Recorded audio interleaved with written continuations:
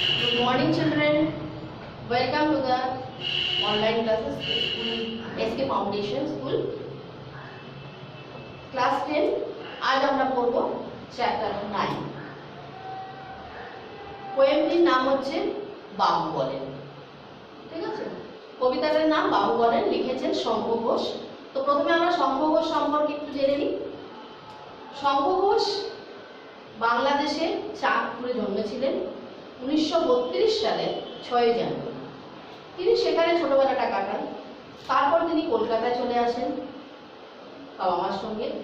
এখানে এসে তিনি প্রেসিডেন্সি কলেজ থেকে গ্র্যাজুয়েশন কমপ্লিট করেন। তারপর তিনি মাস্টার্স করেছেন বাংলাতে এবং পরবর্তীকালে তিনি অধ্যাপনার কাজই করেন। তিনি বঙ্গবাসী কলেজে প্রফেসর ছিলেন, মানে অধ্যাপনা করতেন। সিটি কলেজে করেছেন, তারপর তিনি যাদবপুর বিশ্ববিদ্যালয়েও পড়িয়েছেন, অধ্যাপনার কাজ করেছেন। তিনি বড়দের জন্য যেমন লিখেছেন, তেমনি ছোটদের জন্য কবিতা, তারপর ছোট গল্প, উপন্যাস, এগুলো তিনি লিখেছেন। খুবই ফেমাস কবি উনি। এই আজকে যে কবিতাটা আমরা পড়বো শঙ্খ ঘোষের লেখা, তার নাম হচ্ছে বাবু বলেন। তো প্রথমে আমরা জানবো যে বাবু কথাটা কাদের জন্য ব্যবহার করা হয়। বাবু কথা অর্থ আমরা বঙ্কিমচন্দ্রের বাবু কবিতাও পড়েছি। তো বঙ্কিমচন্দ্রের বাবু কবিতার সঙ্গে এই শঙ্খ ঘোষের বাবু কবিতাটা যথেষ্ট মিল আছে। বাবু কাদের বলা হচ্ছে? মোটামুটি ধনী পরিবারের যারা, তাদের সঙ্গে বাবু কথাটা ম্যাচ করা হচ্ছে, মিল করা হচ্ছে। তার কারণ হচ্ছে এই বাবুরা নিজেরা পড়াশোনা করেন, তো ছোটবেলা থেকে বই নিয়ে পড়াশোনা করেন, পুঁথি যাকে বলা হয় বই।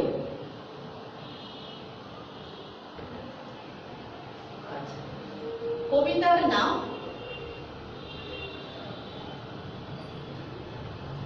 বাবু বলেন।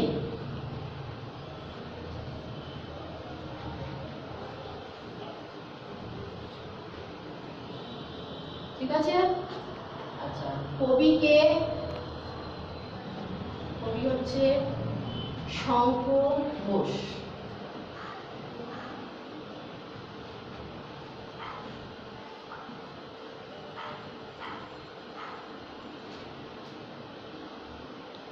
শঙ্খ ঘোষ বাবু বলতে যাদেরকে বুঝিয়েছেন তারা হচ্ছে অলস, কর্মভীরু।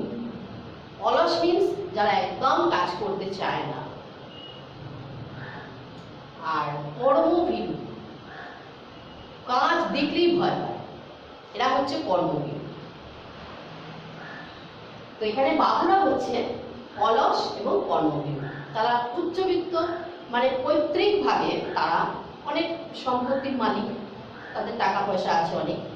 তো সেই কারণে তারা মনে করেন যে আমরা কেন কাজকর্ম করব, আমাদের কাজ হচ্ছে শুধু পড়াশোনা করা। বই পড়েছি মানে আমরা অনেক জ্ঞান ব্যক্তি, আমাদের অনেক জ্ঞান আছে, আমরা যা জানি তা অনেকেই জানে না, আমি হচ্ছি সেরা, আমি সব জানি। যে কোনো কাজকে তারা মনে করেন, তারা ছোট বলে মনে করেন, কোনো কাজ তারা করতে চায় না।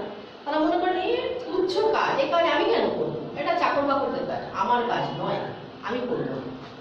সবকিছু তারা মনে করেন চাকর বাকর, মানে নিজেদের জীবিকা নির্বাহ থেকে শুরু করে সবকিছু তারা মনে করেন যে চাকর বাকরদের কাজ। আমাদের কাজ না, আমাদের কাজ হচ্ছে আমরা পড়াশোনা করেছি, আমরা অনেক জ্ঞানী ব্যক্তি, জ্ঞানী ব্যক্তিরা এসব কাজ করবে না। তো সেই জন্য তাদের মানে যেটাকে বলা হয় অহংকার, এই অহংবোধটা বাবু সম্প্রদায়ের মধ্যে ভীষণভাবে ছিল। তাই তারা কি করতেন, কোনো কাজে এগোতেন না, সমস্ত কাজ তারা চাকর বাকরদের দিয়ে করাতেন। এবার চাকর বাকররা তারাও তো মানুষ, এবার তাদেরও শরীর খারাপ হতে পারে, অসুস্থ থাকতে পারে, তাদের কাজটা করতে সবসময় ভালো নাও লাগতে পারে। কিন্তু এই ব্যাপারটা তারা একদম ভেবে দেখতেন না। তার মানে কি, তার মানে বাবুদের মধ্যে মানবতার অভাব ছিল, মানবিকতার অভাব ছিল। অর্থাৎ একজন মানুষ হতে গেলে তার প্রথমে মানবিকতাটা থাকা দরকার, শুধু পড়াশোনা শিখলেই হয় না। একজন মানুষের আরেকজন মানুষের প্রতি শ্রদ্ধা, ভালোবাসা, মমতা, এইগুলো অবশ্যই থাকা উচিত। একজন মানুষের আরেকজন মানুষকে রেসপেক্ট করা উচিত, সম্মান করা উচিত। কথাতেই আছে give respect then take respect. তুমি যদি অন্যকে সম্মান দাও তবেই কিন্তু তোমাকে অন্য কেউ সম্মানটা দেবে, আদারওয়াইজ তুমি কারো কাছ থেকে সেটা আশা করতে পারো না। কিন্তু আমাদের এই বাবু যারা, তারা সেই জিনিসটা একদম মানতেন না। তারা চাকর বাকরদের মানুষ বলেই মনে করতেন না, তুচ্ছ জ্ঞান করতেন। তো ওরা মরছে বলুক, ওরা কাজ করতে করতে মরে যাক, কে দেখছে, আমার কি প্রয়োজন আছে। কাজ করতে করতে মরে গেলেও তাদের প্রতি কোনো দয়া মায়া সহানুভূতি কিচ্ছু ছিল তাদের থাকতো না। এটাই হচ্ছে বাবু সম্প্রদায়। তো এবারে এই বাবুরা কি করছেন, যেহেতু এটা করছেন, এবার এক সময় দেখা যাচ্ছে মানুষ এগুলো সহ্য করতে করতে করতে করতে একটা সময় তাদের দিমাগটা খুলে যাবে, ব্রেনটা খুলছে, তারা চিন্তা করছে যে এরা তো শুধু আমাদেরকে দিয়ে খাটিয়ে নিচ্ছে, কাজ করিয়ে নিচ্ছে, তার বদলে কি করছে, আমরা কি পাচ্ছি, আমরাও সেই মানে মানুষ বলে আমরা নিজেদেরকে দাবি করতে পারছি না। তাদের যখন মাথাটা খুলছে, বুদ্ধিটা যখন তারা খাটাচ্ছে, তখন যে বাবুদের যে কথাগুলো সেইগুলোকে ওরা আর মানতে চাইছে না, যার ফলে তখন তারা উল্টো দিক থেকে বলে দিচ্ছে, যার ফলে বাবুরা তখন কি হচ্ছে, নিজেদের কথার চাপেতে নিজেরাই কোণঠাসা হয়ে যাচ্ছে। আর এই বাবুরা এমনই যে নিজেদের ঘর যদি জ্বলেও যাচ্ছে তবু সেটা উঠে গিয়ে যে সেটাকে জল দিয়ে যে আগুনটা নেভাতে হবে বা কিছু ব্যবস্থা করতে হবে সেটা পর্যন্ত তারা করতে নারাজ। তারা বসে বসে জানলা দিয়ে দেখবে যে পুড়ে যাচ্ছে, এমে যাচ্ছে, যা হচ্ছে ও যে মরছে মরুক, যার পুড়ছে পুড়ুক, আমি এখানে সেফ সাইড থাকলেই হলো। এটাই হলো আমাদের বাবু সম্প্রদায়ের চিন্তাধারা। তো এইবারে আমরা এই বাবু গল্পটা থেকে কিছু শব্দার্থ পড়ব। সেই শব্দার্থগুলো তোমরা খাতাতে লিখবে। যেমন ধরো পুঁথি, পুঁথি কথাটার অর্থ কি, বই। দোষ কথাটির অর্থ হচ্ছে ভুল বা ত্রুটি। তারপর ধরো সেরা, সেরা মানে শ্রেষ্ঠ। ছুতে মানে স্পর্শ করতে, মানে টাচ করতে। মানবতা মানে হচ্ছে মনুষ্যত্ব, মানে একজন মানুষের আরেকজন মানুষের প্রতি যে ভাবনা চিন্তা, মানে আমার যদি কষ্ট হয়, আমার যদি ব্যথা লাগে, তাহলে অন্য মানুষটারও কষ্ট হতে পারে, তারও ব্যথা লাগতে পারে, এটাই হচ্ছে মানবিকতা। সহানুভূতি, একজন ব্যক্তির আরেকজন ব্যক্তির প্রতি সহানুভূতি। পাল্টে মানে বদলে, মানে বাবুরা মনে করেন যে তারা এত জ্ঞানী, তাদের এত ক্ষমতা যে তারা এই পৃথিবীটাকে পর্যন্ত বদলে দিতে পারে, কিন্তু এটা ভুল ধারণা। জীবনযাপন মানে জীবিকা নির্বাহ, মানে একটা মানুষকে বেঁচে থাকতে গেলে তাকে কিছু কাজকর্ম করতে হয়, যার ফলে তার কিছু আর্ন হয়, সেটা দিয়ে তার জীবিকাটা নির্বাহ, জীবনটা অতিবাহিত হয়। হৃদয় কথার অর্থ হচ্ছে মন। মেধা মানে হচ্ছে জ্ঞান, পুঁথিগত জ্ঞান। আচ্ছা, ভুবন মানে জগৎ বা পৃথিবী, মানে ওয়ার্ল্ডের কথা বলছে। ডেরা মানে অস্থায়ী বাসস্থান, যেটা তার চিরস্থায়ী নয়, নিজস্ব বাড়ি বলতে যেটা বোঝায় সেটা নয়, সেটা হলো ডেরা। মিথ্যে মানে মিছে। মেকিং কৃত্রিম বা নকল।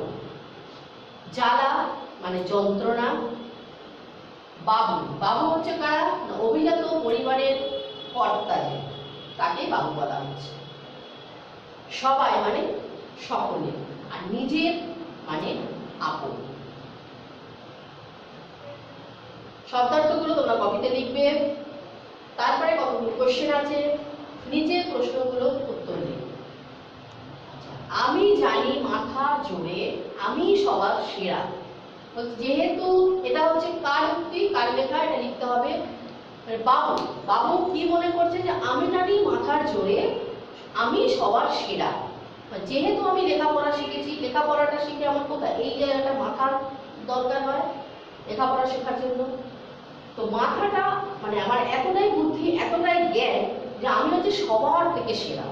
মানে আমার যা জ্ঞান আছে, আমি যা জানি তা কেউ জানে না, সবার থেকে বেশি জানি আমি। এর উপরে কোশ্চেন আছে, কার লেখা, কোন কবিতার অংশ, মূল গ্রন্থের নাম কি, আমি কে, মাথার জোরে কথাটির অর্থ কি, আমি সবার সেরা কথাটির তাৎপর্য লিখব। এটা হলো নাম্বার 1 কোশ্চেন। নাম্বার 2, মানুষ ছুটে চাই না বটে মানবতার জ্ঞান। বাবু যারা তারা মনে করছে যে আমাদের এত জ্ঞান, এত আমরা জানি, আমরা থাকবো একদম টপে, তাই আমরা কোনো মানুষকে ছোবো না, মানে আমরা সবাইকে চাকর বাকরের মতো কাজ করাবো। সেই চাকর বাকরদের আমরা ছুঁয়ে পর্যন্ত দেখবো না, মানে সে যদি অসুস্থ হয়, সে যদি মরেও যায়, ডোন্ট কেয়ার, আমার কোনো ব্যাপার না, সে মরে যাচ্ছে মরে যাক, এরকম একটা ব্যাপার। কোশ্চেন কি আছে, কার লেখা কোন কবিতার অংশ, কার সম্পর্কে এই কথা বলা হয়েছে, মানুষ ছুঁতে তিনি চাননি কেন, মানবতার জ্ঞান বলতে কবি কি বুঝিয়েছেন, কবির মনোভাব ব্যাখ্যা কর। নাম্বার 3 কোশ্চেন, 3 নম্বর প্রশ্ন, মরছে যারা মরুক তারা নিজের নিজের দোষে।